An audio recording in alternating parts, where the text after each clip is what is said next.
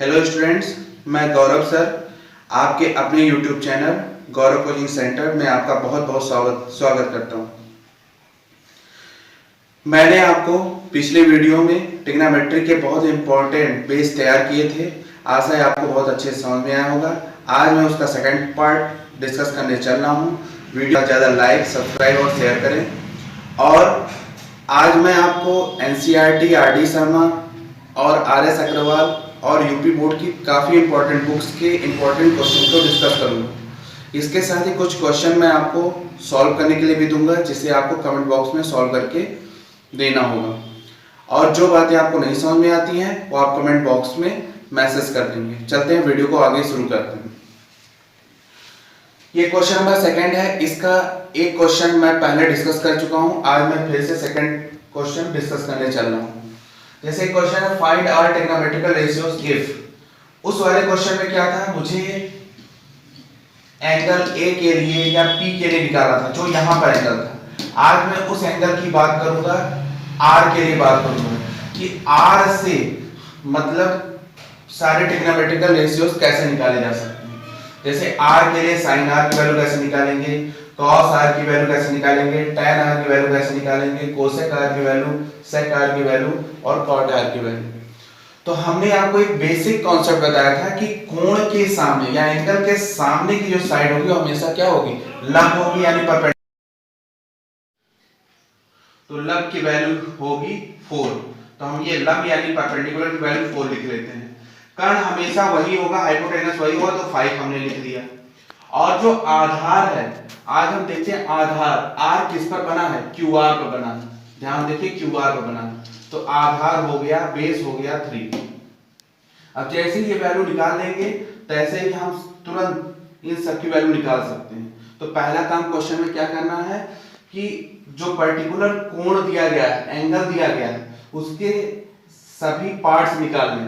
अगर P दिया गया है तो उसके लंबगण आधार पता कर लें, और अगर R के लिए निकालना है तो उसके लंबगण आधार पता कर लें। तब हम ये सारी वैल्यू तुरंत निकाल सकते हैं। तो चलिए निकालते हैं। साइन R के लिए क्या हो जाएगा, लंब बटे कर्ण, परपेंडिकुलर अपॉन हाइपोटेनस। तो क्या हो जाएगा 4/5। अगर ये 4/5 है तो ये हो जाएगा 5/4। अब cos r की वैल्यू अगर हम देखें तो ये क्या है, आधार बटे कर्ण, बेस अपॉन हाइपोटेनस। तो बेस ये देखिए 3 हो गया, और हाइपोटेनस क्या है 5, तो 3/5। तो ये क्या हो जाएगा 5/3। इसी तरीके से tan r की वैल्यू हम देखें तो tan r में क्या है, लंब बटे आधार, परपेंडिकुलर अपॉन बेस। तो लंब हमारा दिया गया था 4 और बेस क्या है 3। तो अगर ये 4/3 है तो ये क्या हो जाएगा 3/4। तो आशा ये क्वेश्चन आपको बहुत अच्छे से समझ में आया होगा। इस तरीके से हम इस तरीके के क्वेश्चन को निकाल सकते हैं।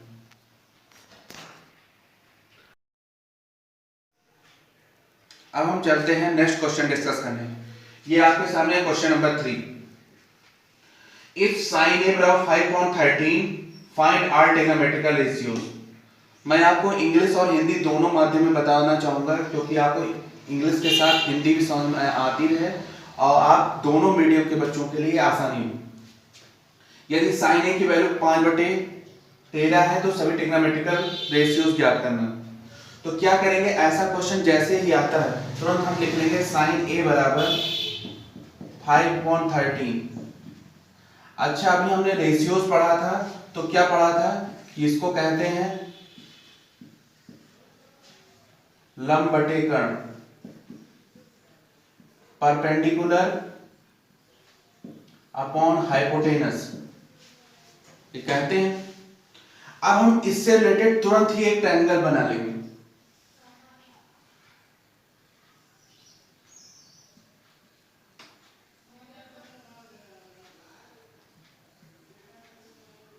ये हमेशा 90 डिग्री होता है, और जिस एंगल की बात कर रहा है उसको हमेशा यहां रखिए। फिर इसके बाद यहां B कर दिया मैंने, यहां C कर दिया। अब ध्यान देंगे कि लंब की बात कर रहा है, यानी परपेंडिकुलर की बात कर रहा है, वो 5 है। तो यहां लंब परपेंडिकुलर यही होता है, तो इसको हमने 5 लिख दिया। कर्ण हमेशा हाइपोटेनस ये होता है, यहां मैंने 13 लिख दिया। अब देखिए ये साइड बेस हमें नहीं पता, ठीक, बेस हमें निकालना है। तुरंत हम पाइथागोरस थ्योरम का इस्तेमाल करेंगे, बाय पाइथागोरस थ्योरम।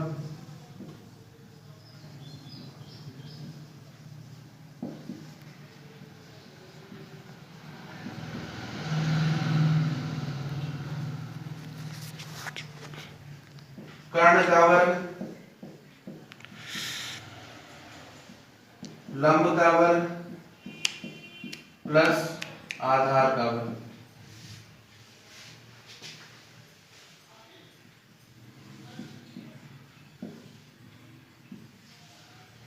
यानी हाइपोटेनस का स्क्वायर इक्वल टू परपेंडिकुलर का स्क्वायर प्लस बेस का स्क्वायर। हिंदी मीडियम वाले ये लिख लेंगे, इंग्लिश मीडियम वाले ये लिख लेंगे। हाइपोटेनस क्या है 13 का स्क्वायर कर दिया मैंने, परपेंडिकुलर यानी 5 का स्क्वायर कर दिया, बेस का स्क्वायर। अब ये होगा 169, ये 25, ये हो गया बेस का स्क्वायर। अब जिसकी वैल्यू निकालनी है इस पूरे साइड को इधर कर देते हैं, इसको इधर ट्रांसफर कर देते हैं।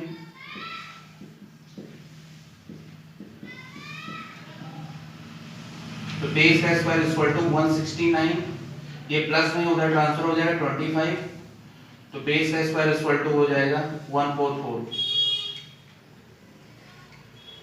यानी बेस की वैल्यू क्या आ जाएगी अंडर रूट 144, क्योंकि अगर स्क्वायर है तो इधर स्क्वायर रूट बन जाएगा, वर्गमूल हो जाएगा और इसका वर्गमूल कितना हो जाएगा 12।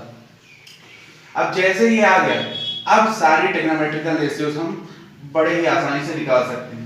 जैसे साइन ए है कॉस से निकाला जा सकता है, साइन ए है तो एक पहले वैल्यू हम कोसेक की बहुत ही आसानी से पहले निकाल लेते हैं कि अगर ये 5/13 है तो ये 13/5 हो गया। कॉस से क्या होता है आधार बटे कर्ण, यहां पे पहले वैल्यू लिख देते हैं, कितनी आई है 12।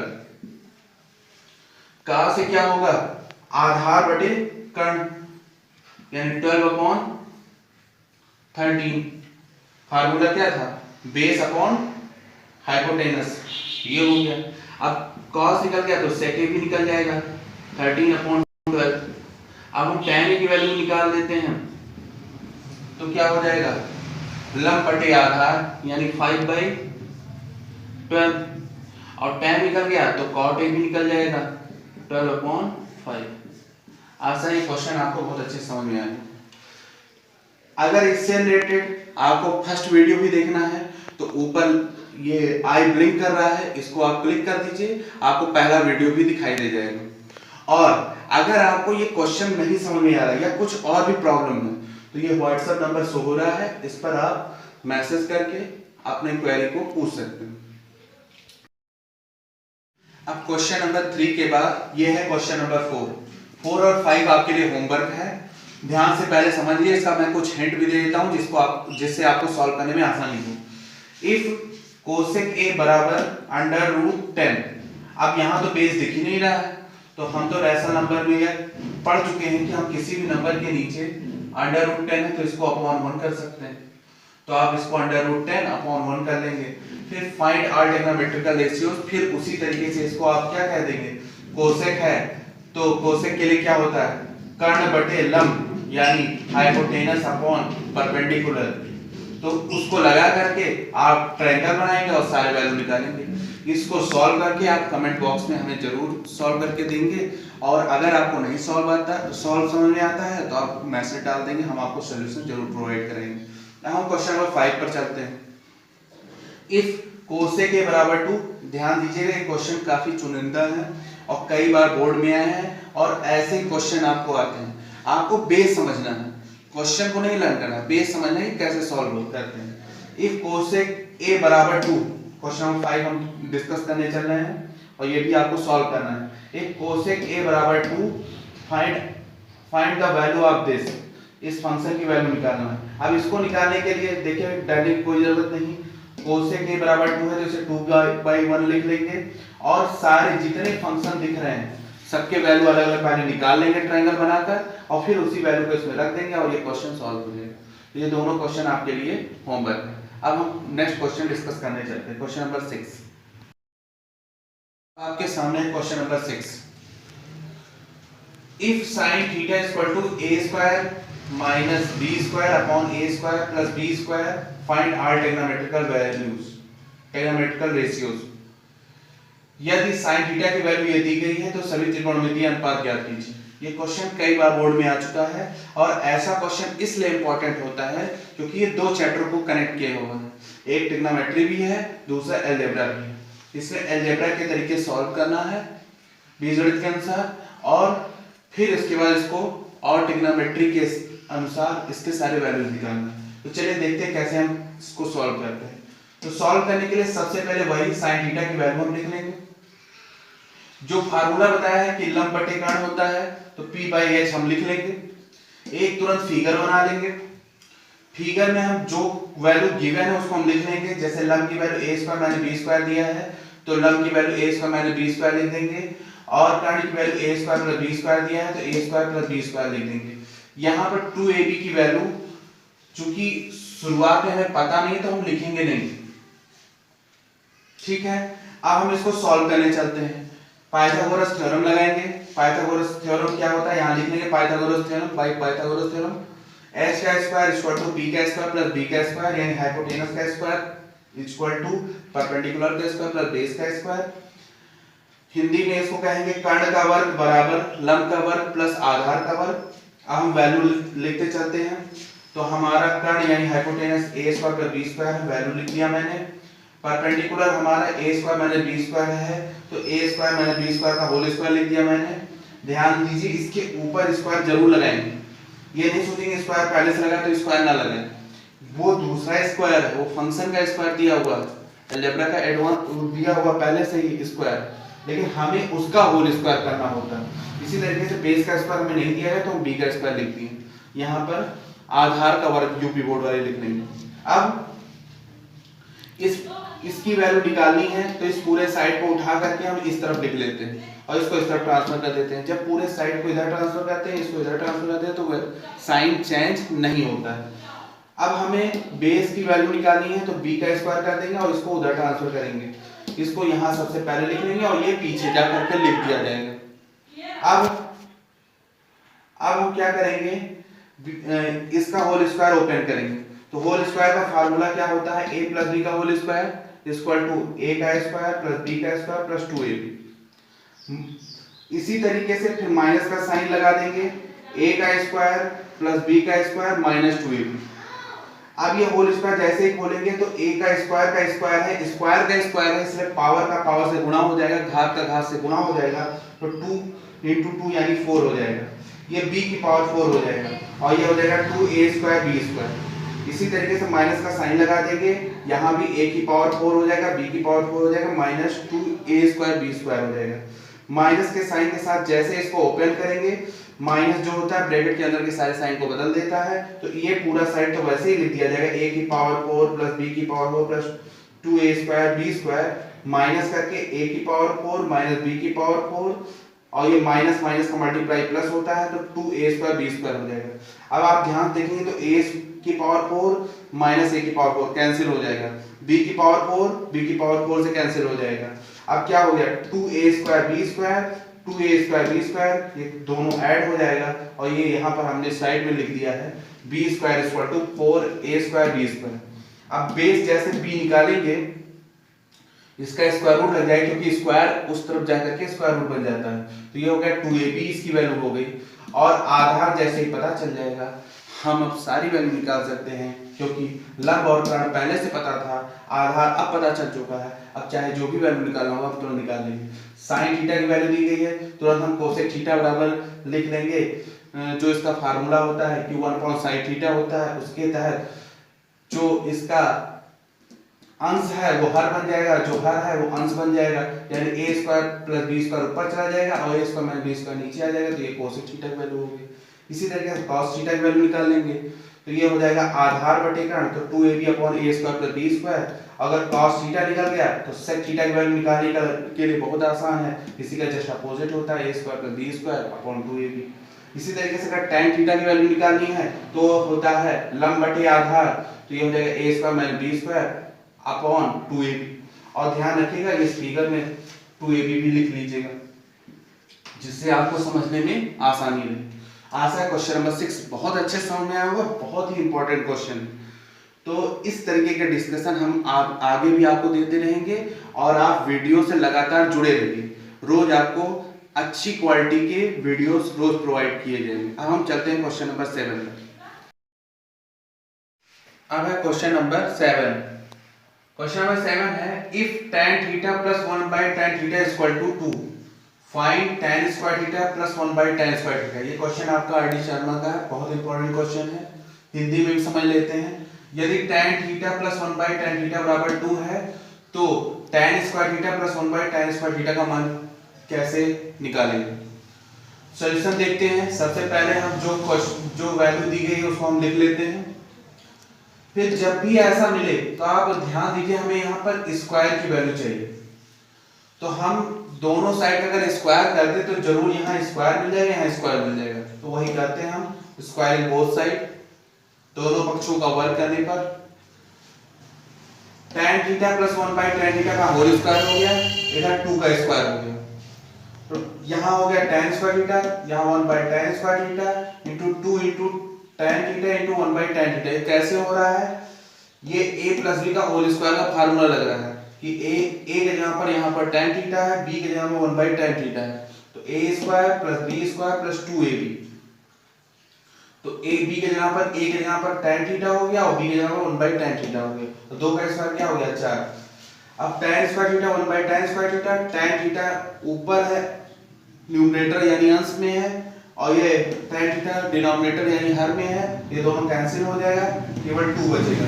2 को ट्रांसफर कर देंगे, 4 में से 2 माइनस हो जाएगा और ये टोटल वैल्यू जो हमें निकालना था tan square theta plus 1 by tan square theta, उसकी वैल्यू 2 आ जाएगी।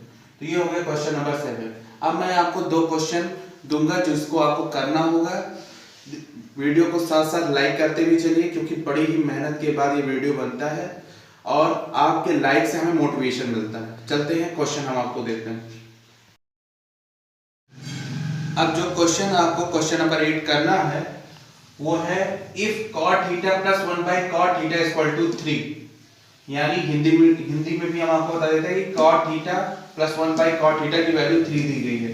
तो आपको ज्ञात करना है find the value of cot square theta plus 1 by cot square theta, अर्थात cot square theta plus 1 by cot square theta का मान ज्ञात करना है। तो जैसे प्रीवियस क्वेश्चन था वैसे ही इसको करना है। अब हम 2 क्वेश्चन और भी इस आपको करने हैं, वो भी जान लीजिए। If 5 tan theta equal to 4, इस तरीके का भी क्वेश्चन आता है, लगता है कुछ नया क्वेश्चन है लेकिन होता वही क्वेश्चन है। Find the value of 5 sin theta minus 3 cos theta upon 5 sin theta plus 3 cos theta. तो इसको निकालने के लिए मैं आपको हिंट भी दे देता हूं, कुछ नहीं करना है। इसमें आप तुरंत tan थीटा की वैल्यू निकाल लीजिए। tan थीटा इक्वल टू क्या हो जाएगा 4, यहाँ पर 5 मल्टीप्लाई में है तो यहाँ 4/5 हो जाएगा। tan थीटा की अगर वैल्यू आ गई तो हम उसी तरीके से फार्मूला लिखेंगे कि लंब बटे आधार होता है, परपेंडिकुलर अपॉन बेस होता है, फिर एक ट्रायंगल बनाएंगे, फिर सारी वैल्यू जो वहां निकालना है sin थीटा cos थीटा उसकी वैल्यू निकाल देंगे, सारी वैल्यू वहां पुट कर देंगे और सॉल्व कर लेंगे। ये क्वेश्चन आपको करना है। दूसरा पार्ट है इसका tan theta equal to 20/21, same उसी तरीके से ये भी फार्मूला लिखेंगे हम और ट्रायंगल बना लेंगे और ट्रायंगल बनाने के बाद इसमें वैल्यू रख के जब हम पूरी तरीके से सॉल्व करेंगे तो ये 3/7 आ जाएगा। ये आपका जो 9 का सेकंड पार्ट है ये भी सॉल्व हो जाएगा। तो ये आपका होमवर्क है।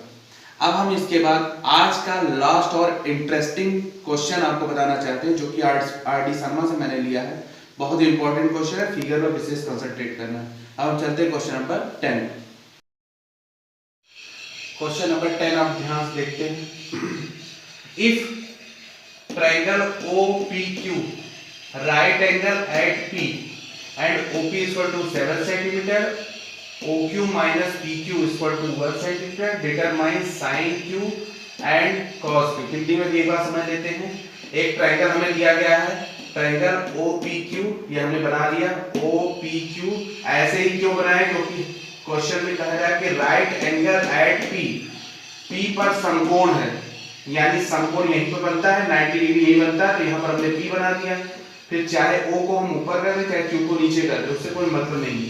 तो हमने O को यहाँ रखा, Q यहाँ रखा। फिर इसमें क्या कह रहे हैं, ओपी बराबर 7 सेंटीमीटर, तो ओपी की वैल्यू मैंने 7 सेंटीमीटर रख दी है। फिर क्वेश्चन में आगे दिया गया है OQ minus PQ equal to 1 centimetre. अगर ये दिया हुआ है तो साइन क्यू और कॉस क्यू का मान ज्ञात कीजिए। तो देखिए हम कैसे ज्ञात करते हैं, सॉल्यूशन के स्टार्टिंग में हम जो वैल्यू गिवन है उसको हम एक साथ पहले लिख लिए, और ये जो OQ माइनस PQ बराबर 1 दिया गया है इसे हम OQ का वैल्यू निकाल लेते हैं।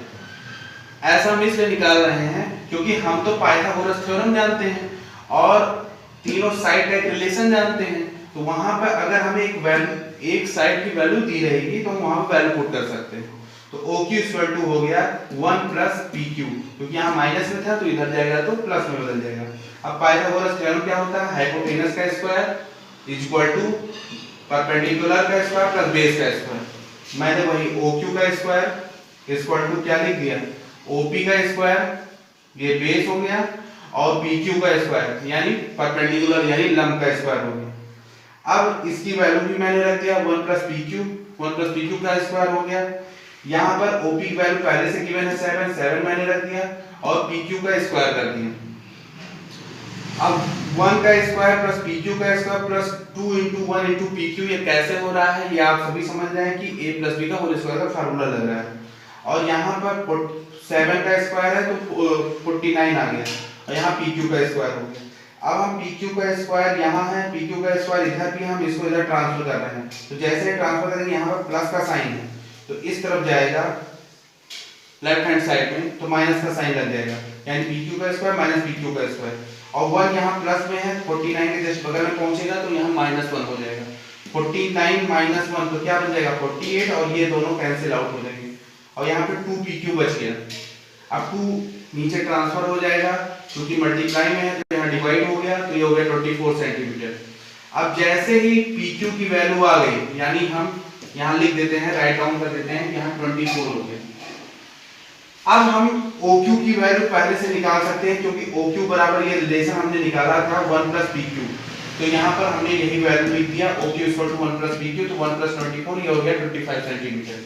अब हम जो दो वैल्यू निकाली थी साइन Q और कॉस Q की, उसको हम निकाल सकते हैं। जैसे हमने प्रीवियस फार्मूला पढ़ रखा है, लंब बटे कर्ण होता है क्या, साइन Q, तो साइन Q की वैल्यू निकाल दिए 24/25 क्योंकि वैल्यू हमें पता है, और वैसे ही cos Q की वैल्यू निकाल दिए 7/25।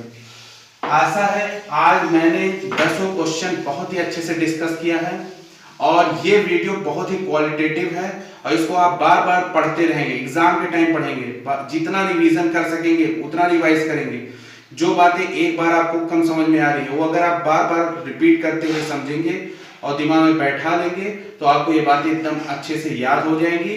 और चाहे जो भी बोर्ड का एग्जामिनेशन हो, चाहे कॉम्पिटिटिव एग्जामिनेशन हो, चाहे जिस एग्जामिनेशन में आप करेंगे, बेस आपका मजबूत होना चाहिए, तब आप किसी भी एग्जामिनेशन क्वालिफाई कर सकते हैं। तो मुझे लगता है आपको ये वीडियो काफी अच्छा लगा होगा। नीचे लाइक का बटन है, लाइक कर दीजिए, सब्सक्राइब ज्यादा से ज्यादा करिए, और भी लोगों से कहिए कि सब्सक्राइब करें। और thank you for watching this video.